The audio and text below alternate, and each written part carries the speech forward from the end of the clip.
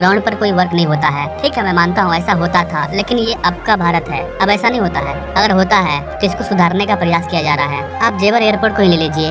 जेवर एयरपोर्ट अगर डेडलाइन से एक भी दिन देरी होता है तो हर दिन 10 लाख रुपए का जुर्माना लगेगा। जी हाँ गाइस, एक दिन अगर डिले हुआ ना डेडलाइन से तो 10 लाख रुपया जुर्माना देना पड़ेगा। और जेवर एयरपोर्ट को बनने में अभी 4 महीना का डिले होने वाला है, तो 4 महीना से गुना कर दीजिए 10 लाख को, कितना ज्यादा नुकसान होगा इस एयरपोर्ट को बनाने वाली कंपनी को। और इतना पैसा उनको सरकार को देना होगा। सरकार ऐसा इसलिए कर रही है ताकि भारत में काम स्पीड से हो। जो आपने डेडलाइन दिया है उस टाइम तक प्रोजेक्ट बन करके तैयार होना चाहिए, वो भी अच्छे क्वालिटी में। अब जब इतना नुकसान लग रहा है तो कोई भी कंपनी अपना इतना पैसा नुकसान नहीं करना चाहेगी। अगर डिले हो रही है तो उसके पीछे कोई बड़ा रीजन होगा। आइए उस रीजन को जानते हैं। कई सब बता दें कि जेवर एयरपोर्ट के फर्स्ट फेज में runway, taxiway, apron, terminal building, ATC tower और भी कई सारी चीजों को बना करके तैयार कर लिया गया है। यानी कि एक एयरपोर्ट को चालू करने के लिए जो भी इंफ्रास्ट्रक्चर की हमें जरूरत होती है वो तैयार हो चुका है। इसके अलावा इस यमुना एक्सप्रेसवे से जेवर एयरपोर्ट तक एक कनेक्टिंग रोड को बनाया जा रहा है, जो कि आगे जाकर के दिल्ली मुंबई एक्सप्रेसवे से जुड़ जाएगा। अपने स्क्रीन पर आप जेवर एयरपोर्ट के रनवे को देख पाएंगे,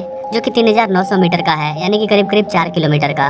और इसका जो लेंथ है वो 60 मीटर का है। कैसा बता दें कि जितना यहाँ पर रनवे बनाया जाएगा, रनवे के हिसाब से ये आने वाले टाइम में एशिया का सबसे बड़ा एयरपोर्ट बन जाएगा, पैसेंजर हैंडलिंग के मामले में और रनवे के मामले में। लेकिन एरिया के मामले में नहीं। एरिया के मामले में अभी भी दुबई, सऊदी अरेबिया, इन जगहों पर बड़ा बड़ा एयरपोर्ट को बनाया जा रहा है। एरिया के मामले में पैसेंजर कैपेसिटी में एशिया का सबसे बड़ा एयरपोर्ट होगा। इतना बड़ा एयरपोर्ट चाइना में भी नहीं है। जब ये पूरा बनकर तैयार हो जाएगा तब, अभी नहीं। रनवे में सिविल वर्क पूरा हो चुका है। अब यहाँ पर पार्किंग और लाइटिंग का काम स्टार्ट हो जाएगा। एयरपोर्ट पर हवाई जहाज को जहाँ पर रखा जाता है उसे एप्रन बोलते हैं, यानी कि जहाँ पर हवाई जहाज खड़ा होगी वहाँ का ये पार्किंग एरिया है, जो कि बनकर के तैयार हो चुका है।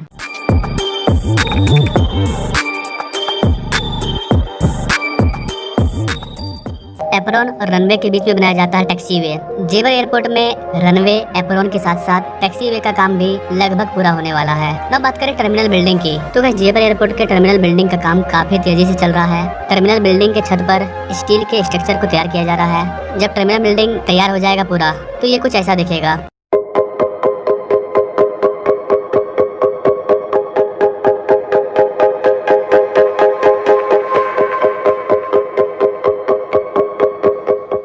कैसे आपको बता दें कि टर्मिनल बिल्डिंग के अंदर भी फिनिशिंग का काम काफी तेजी से चल रहा है। एयरपोर्ट को चालू करने के लिए जो मेन चीज जरूरी है, runway, taxiway, apron, tower, terminal building, इन सारी चीजों पर काफी ज्यादा फोकस किया जा रहा है और जल्दी ये बनकर के तैयार होने वाले हैं। अगर एटीसी टावर की बात करें तो ऐसा बता दें कि air traffic control tower, ATC tower से एयर के ट्रैपिंग को कंट्रोल किया जाता है, इसके नाम से पता चल रहा है। जेवर एयरपोर्ट के एटीसी का टावर भी अपने फिनिशिंग चरण में पहुंच चुका है। इसके अलावा जो डीवीआर है, रेडियो नेविगेशन सिस्टम, उसको भी इंस्टॉल कर दिया गया है। इसके अलावा भी जेवर एयरपोर्ट पर कई सारे छोटे मोटे काम चल रहे हैं। सिग्नल के लिए पाथ का निर्माण किया जा रहा है। एक बड़े एयरपोर्ट को बनाने के लिए कई सारी चीजों की जरूरत पड़ती है, उन सबको यहाँ पर तैयार किया जा रहा है। जेवर एयरपोर्ट का जो एरिया है वो अच्छा खासा बड़ा है, क्योंकि ये एरिया के हिसाब से भारत का सबसे बड़ा एयरपोर्ट है। इसके अलावा इस एयरपोर्ट पर हवाई जहाज को फ्यूल चाहिए होगा, तो फ्यूल के लिए यहाँ पर अलग से फ्यूल टैंक को बना दिया जाता है। हवाई जहाज पेट्रोल पंप पे नहीं जाएगी तेल भराने के लिए। इनका खुद का एयर टैंक होता है, जहाँ से इनमें फ्यूल को भरा जाता है। इसके अलावा गाइस जेवर एयरपोर्ट में कई सारे स्टाफ क्वार्टर को तैयार किया जा रहा है, जहाँ पर जो यहाँ के जॉब होल्डर हैं, जो यहाँ के इंजीनियर हैं, जो भी यहाँ के बड़े बड़े मैनेजमेंट होंगे, उनको रहने के लिए भी यहाँ पर बेहतरीन कंस्ट्रक्शन को तैयार किया जा रहा है। तो ओवरऑल देखा जाए तो जेवर एयरपोर्ट का लगभग काम पूरा हो चुका है। नेक्स्ट वीडियो में हम लोग जानेंगे जेवर एयरपोर्ट को किस तरह से भारत के लगभग सभी बड़े एक्सप्रेसवे से जोड़ा जा रहा है, किस तरह से इसे आने वाले टाइम में बुलेट ट्रेन से जोड़ा जाएगा, किस तरह से इसे आरआरटीएस, मेट्रो और भी कई तरह के कनेक्टिविटी को प्रदान किया जाएगा जेवर एयरपोर्ट को। इसकी चर्चा हम लोग नेक्स्ट वीडियो में करेंगे। फिलहाल जेवर एयरपोर्ट का काम लगभग पूरा हो चुका है, लेकिन अभी भी इसको चालू होने में कुछ महीने का वक्त लगेगा, क्योंकि फिनिशिंग का काम बाकी है और फिनिशिंग का काम पूरा होने में 4 से 5 महीने का टाइम लग सकता है। आने वाले जून 2025 में इसको खोला जा सकता है। अगर ये इससे पहले बनकर के तैयार हो जाता है तो हो सकता है कि इसे इस डेडलाइन से पहले खोल दिया जाए। इस वर्ष के अंत में पब्लिक ट्रांसपोर्ट की बेहतरीन सेवाओं के साथ ही भारत के सबसे बड़े एयरपोर्ट नोएडा इंटरनेशनल एयरपोर्ट के साथ जुड़ेगा। नोएडा इंटरनेशनल एयरपोर्ट एक बेहतरीन सुविधाओं से युक्त होकर के भारत के अंदर अनेक सुविधाओं से वहां के निवेशकों को एक नई सुविधा उपलब्ध कराने के लिए तैयार है। यह क्षेत्र लॉजिस्टिक की दृष्टि से भी अत्यंत महत्वपूर्ण है।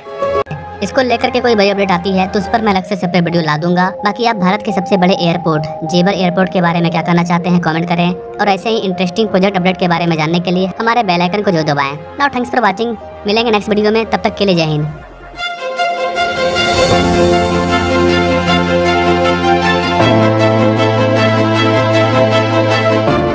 जेवर एयरपोर्ट भारत का नया अंतर्राष्ट्रीय द्वार, जो क्षेत्र को व्यापार और यात्रा के वैश्विक केंद्र में बदलने के लिए तैयार है। तेजी से हो रहा विकास और बेहतरीन कनेक्टिविटी इसे भविष्य का प्रमुख इंफ्रास्ट्रक्चर बनाते हैं।